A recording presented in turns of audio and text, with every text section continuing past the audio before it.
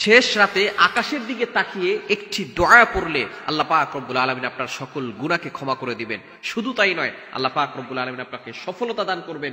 আল্লাহ পাক রব্বুল আলামিন আপনার মনটাকে হালকা করে দিবেন। শেষ রাত হচ্ছে এমন গুরুত্বপূর্ণ সময়, যেটা আমরা তাহাজ্জুদের সময় বলে থাকি। এই রাতের শেষ অংশে আল্লাহ তাআলা প্রথম আসমানে চলে আসেন। সুবহানাল্লাহ বলতে পারলেন না? আল্লাহ পাক রব্বুল আলামিন রাতের শেষ অংশে প্রথম আসমানে আসেন।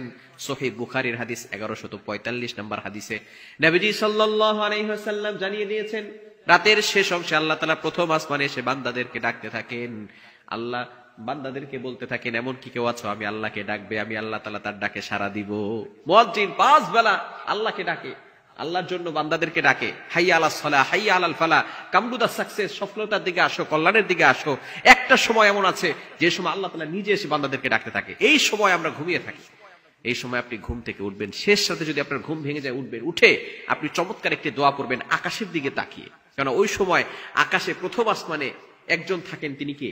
আরো জোরে বলেন। এবং বান্দাদের কথাগুলো শুনতে থাকেন। বান্দা যদি বিপদে পড়ে যায়, ওই সময় যদি আল্লাহর কাছে সাড়া দেওয়া হয়, আল্লাহ